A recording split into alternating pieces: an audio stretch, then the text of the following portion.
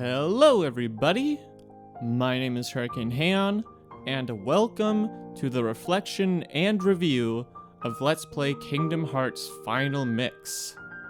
We have tackled one of my childhood games that I picked up later down in life and ended up really enjoying. I'm really glad I could play through the game again because it has been a couple of years since I last played it. If for some reason you haven't already, I highly recommend either playing through Kingdom Hearts Final Mix yourself or checking out the playlist where I cover the game. This reflection and review is supposed to be enjoyed after knowing what happens in the game, so major spoilers are abound. So our first topic at hand is to cover everything we have yet to cover in the game. For starters, there are two unused areas that still exist in the game, but never show up in the final version. These are both Disney Castle and the Crumbling Islands. Disney Castle we saw quite a bit of in early cutscenes, but for some reason it was just never made playable. In the video here, you can see that it has collision data. As you can see in the throne room, there is a model for Donald and a whole bunch of brooms there that you can talk to. I don't know what happens if you try to talk to them. I think it would either pull up an error message or it would just outright crash the game. The Crumbling Islands is suggested to take place sometime in the final act of the game, and there was apparently also supposed to be another Riku Ansem fight that took place on the Crumbling Islands, but it was dummied out in the final version, unfortunately. There's also an unused summon for Bahamut in the game files. If you do hack the game in order to access it though, and select the option, the game will crash because it's trying to load something that doesn't exist. There was supposed to be the Lion King as a world in this game, but unfortunately, the engine couldn't handle Sora as a lion, so they had to scrap it. Moving on, there are a few achievements we haven't picked up in the normal game. I was originally planning to show off all the achievements in this project, but you can't actually delete PS4 trophies. Most of the achievements, or trophies, or whatever you want to call them, can be obtained simply by following along with my playthrough, but there were a few that we didn't get during the playthrough. The first one is Unchanging Armor, which you get for not changing any of your equipment throughout the game. The easiest way to do that is to play on beginner mode, because the EXP chain and the ribbon are automatically equipped to you. The second achievement is Undefeated, which is don't use a continue. You know the story with that one. However, if you do end up dying, you can just reload a save and that doesn't count as a continue, and you can get this achievement pretty easily. Next up is the Gummy Ship Collector, which you get for collecting every blueprint. If you do this, chances are you're going to get the Flying Ace and the Pilot achievements as well when you do this one.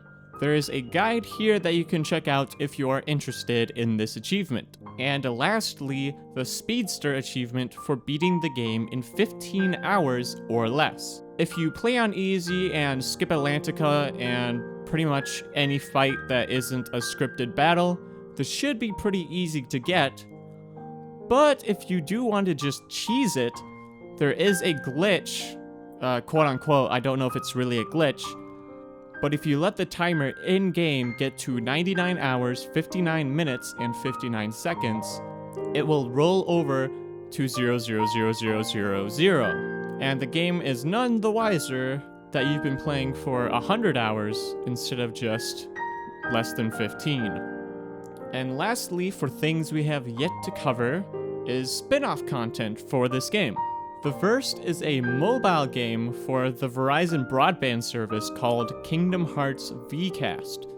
It was released in February of 2005, and not a lot of gameplay footage is around of this game, but I did manage to dig up something, which is what you're seeing right now. Not too much is known about this game. I wasn't able to find much, and I don't know if it's possible to still play it. Next is the Kingdom Hearts manga, which is a 4-book adaptation of the game. It had an English run from October 2005 to July 2006. There was also a Final Mix manga, which is a 3-book adaptation of all the extra content, which got released into 2 books and had an English run from May 2013 to September 2013. And lastly, there is a 2-book novel, again covering the original game, and it got re-released as 1 book in English in March 2015. If you are interested in either of the mangas or the novel, I believe they are all published by Yen Press, but I could be wrong about that. Now that we've covered everything about the game that I know of, it's time to finally go over my thoughts on the game. I'm going to be covering this in 5 different categories, and I'll be sure not to jump between categories in order to keep it simple. First category is the story and the characters. I would say that overall, the story is pretty engaging. The Disney and the Final Fantasy reputation is cool, and they stay pretty close to life, both in their worlds and in their characters, which I thought was a nice touch. But easily the highlight of this game is the main story and how interesting it is. The characters, for the most part, are pretty interesting. I think they get better later in the series, but for now they're alright. The interaction between the characters sometimes can be a little cheesy with the heart-like darkness stuff, but I do think the characters' motivations are good, and overall they did a good job portraying the characters. The story also has a really nice flow, and it doesn't really suffer from that many pacing problems, if any, really. Next up is gameplay, which on the whole is very, very entertaining, and for a lot of people is the best part about the Kingdom Hearts series. The combat itself is pretty in-depth for what it is, and is very customizable so you can play how you want. On the higher difficulties, it also does require some skill, and you can get a decent challenge from it. I really do like the idea of the tech points system, where you get extra XP for figuring out how to parry enemies and where their weak spots are, and I'm kinda sad that it doesn't exist in the rest of the series. I also think the summons were a cool idea, but some of them aren't that useful, and some of them are a little overpowered. I also like the world exploration in this game, and the fact that you get new abilities as you either progress through the story or completing certain objectives, and going back through the worlds and exploring new stuff is a neat touch. The bosses are also a highlight of this game. While it can be a little difficult to figure out what to do, overall I think they are very interesting and they test your skills. There's also a lot of extra content in the Final Mix version of this game, which I think is one of the series' strong suits. Even though there's more to do in Kingdom Hearts 2 Final Mix, I still think there's a lot to do in this game, and I enjoyed pretty much all of the extra content, with the exception of the synthesis grinding. Long story short, it just takes too long to get the Ultima weapon. You'll be lucky if you have half of the synthesis materials by the end of the game, and just grinding for the Ultimate weapon is a huge chore. I guess you could argue that you don't have to do it, but it's a really cool weapon and is also an achievement. Next up is the visual design, which I've gotta say is pretty good for 2001 PlayStation 2 graphics. The HD 1.5 remix version does get rid of the aliasing and touches up on a couple of the textures, but it still is largely reminiscent of the original game, so I think there is a lot to be said for how good it was back then too. The cutscenes are pretty decent. Sometimes the faces can be a little weird, or downright creepy at times. The world design is very, very faithful to the Disney games that they represent, and the original ones are really cool, with Hollow Bastion being probably my favorite world design. However, sometimes the areas can be a little small. I mean, it's not a huge complaint because there is a lot of stuff to do in each world, but it is kinda noticeable that there's only 5 to 10 rooms in each world. The character design is not bad. I do think the fascination with zippers and belts is a little interesting, and there are some oddities with, say, Sora's shoes, but overall I think it works well. The enemy design is also pretty decent. I also like how the enemies portray themselves in the world, although I guess that's more of a gameplay thing. And some of the abilities you use in the game also have really cool effects. Wink wink, ripple dive, wink wink. Moving on to the audio. The music in this game is probably one of the best OSTs out there, with the exception of the smaller OSTs that every song is really good. Some of the ones I'm thinking of is Undertale, Scott Pilgrim vs. the World, Super Monkey Ball Banana Blitz, or just Super Monkey Ball in general for that matter. But anyway, even though I wouldn't go out of my way to listen to every song by itself, I do think they all do their job of being catchy background music really well. And there are a couple of songs that I think are good enough to stand out on their own. What also helps is the fact that half of the soundtrack was reorchestrated for the HD 1.5 remix. I'm not quite sure if this was done by an actual orchestra or not. From what I can tell, I don't think it was, but I'm not 100% sure on that. Some of the instruments from the original soundtrack sound a little strange to me. I'm not quite sure what it is, but the updated soundtrack really does add life to these songs. Also, it's Yoko Shimomura, of course it's gonna be a great soundtrack. The sound effects are pretty good. I do really like the menu sound effects. I don't know what it is about them, but I think they're really cool. Otherwise, they do their job well. You don't notice them being out of place, so I would say that's a positive. The voice acting in this game is really, really good. I wouldn't say it's the best I've ever heard, but it's up there.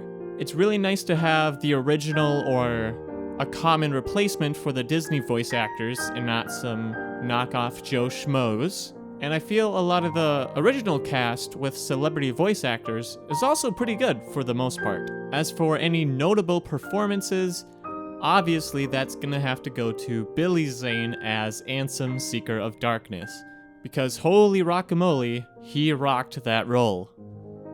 I do also have to say that the voice actors for the Destiny Islands trio is surprisingly quite good, considering that they're all kids.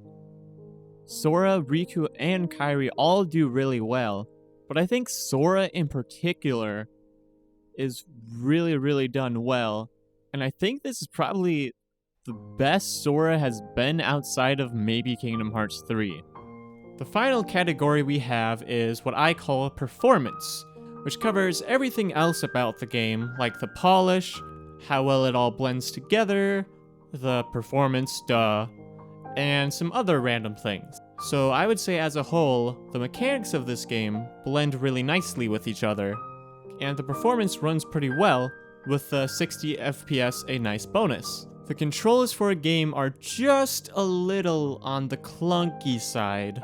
They're so close to being like really good, but there's just something about Sora that feels a little heavy, especially when you're jumping around, so it can be hard to get used to that. The camera can also be a pain, especially in Neverland. On the ship, tight corridors does not do well for that camera. Usually I've had a better time with the camera than most people, but for some reason during the playthrough, I was having some trouble with it. Maybe I've just never noticed how bad it is? The only other thing I really have to note is that there's some times in the game where they're not clear on where you're supposed to go next, or there's just a couple of random stuff that is either really hard to find, like Sora's cheer ability, or it just has no use, which I've shown a couple of times throughout the playthrough. Otherwise, I don't have much else to say on the performance, which is a good thing for this category, because most of the time if I talk about it, it's probably going to be a bad thing. So now for my final review and thoughts. First up, we're going to talk about the positives of this game, the reason why I think you should play this game and go and spend your hard-earned money on it. So the positives are the main story, which is really, really good and engaging, the Disney and Final Fantasy portrayal, which was done really well and true to their respective series. The combat is really awesome, can be challenging on harder difficulties, or you can just blaze through it on easier difficulties if you wish. The extra bosses and content in the game was really fleshed out and really nice to have, and a highlight of the series, I believe. The music by Yoko Shimomura, of course, absolutely amazing. And the VAs are pretty notable in this game. If you don't like voice acting in most games, maybe this one will get you to like them a little bit more. Other things that I thought the game did well, but I wouldn't consider a selling point, would be the characters just for this game. In the other games, they're pretty engaging. In this one, they're decent, but they're still kinda getting their footing. The world design and exploring the worlds I also really enjoyed, and is not something I see other people talk about much. And I also think the visuals have been touched up really nicely. Now for the negatives of the game. This is the big problems that I would be aware of. Of course, the camera isn't great. While in the past I've always not minded the camera, in this playthrough I had it worse than normal, and I feel in Neverland it's really apparent how much you can struggle with it. The only other negative I have, and I was debating whether to put it on the list, but considering I don't have anything else to put here, I'm just gonna go ahead and state it in this section. The synthesis grinding is way too long. I guess it's a minor complaint, since it's optional, you don't have to do it. But it took me longer to synthesis grind than it did for me to normally grind out 50 level. And whenever I come back to this game and decide to 100% it, that's always the thing that sucks the most. And finally, a couple of other nitpicks about the game. I wouldn't say they're big problems, it's just some things I noticed during the playthrough.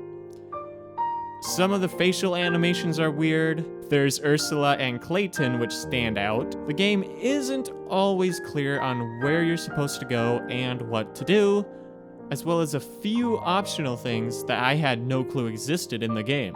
The dialogue can be a little cheesy at times. It's not terrible, but it's not great either.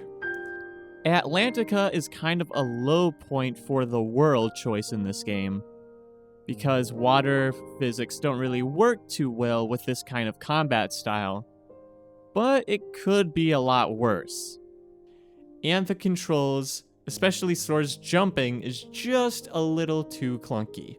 So it's finally time for me to give my grade on this game. I grade games using a 7-point scale, which is based on everything I just talked about, which means it basically comes down to my opinion on whether or not I like the game, not necessarily if the game is objectively good or bad. So do keep in mind that this is just my opinion. And with that said, the grade I'm going to give Kingdom Hearts Final Mix is a great plus.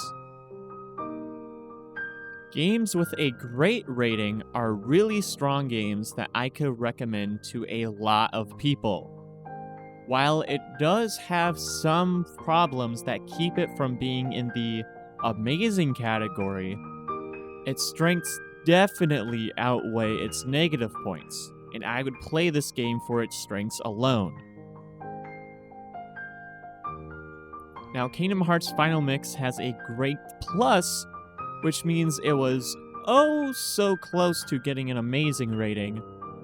But just because it has a couple of problems, such as the synthesis grinding and the camera, among a few other things, I don't think it deserves an amazing rating. But it sure is quite close. It is definitely a step above other games that I would give a great rating to. So Kingdom Hearts definitely is a great game, a great plus game, pun intended, that I would recommend almost anybody to try out and give it a chance, even if it does have a couple of faults. Otherwise, that covers my thoughts on the game, so let's wrap up my thoughts on the project as a whole. Overall, I really enjoyed playing through the game, and had a lot more fun than I thought I would when making the series. I am pretty salty about dying to the opposite armor, but honestly, the other bosses weren't as much of a challenge as I expected them to be at level 100, so I'm sorry if it wasn't as suspenseful. Don't worry, that will be fixed in the later games, oh boy. But as far as the first project goes, I think this was done pretty well.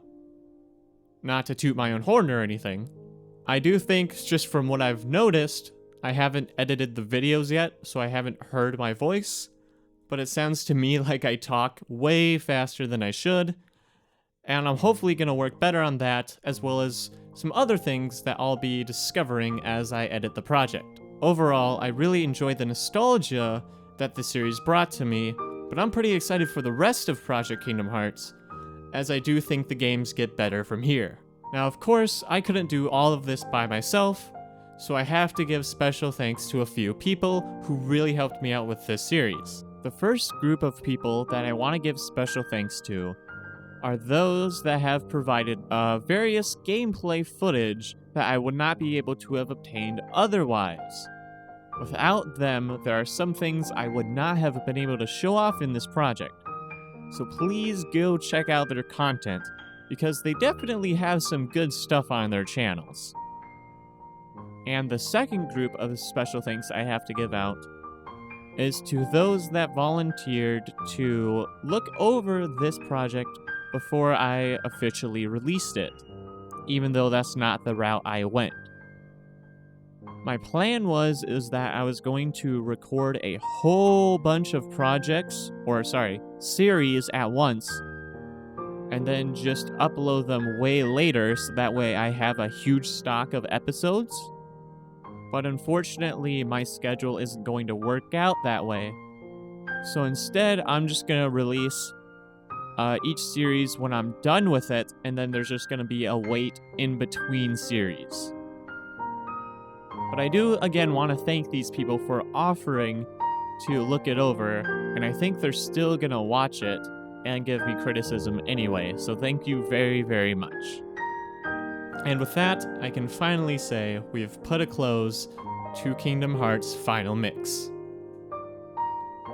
So you may be wondering, what's next? Well, next up, we're going to be covering the next game in the Kingdom Hearts series, but it is going to be a shorter one, and I'll talk more about that once we get into that series. But otherwise, after that, I'm going to be starting a new project, so that way there's a little variety and not just Kingdom Hearts on the channel. So until next time, my name is Hurricanehaon, this has been Let's Play Kingdom Hearts Final Mix, and I will see you guys in the next one. Peace.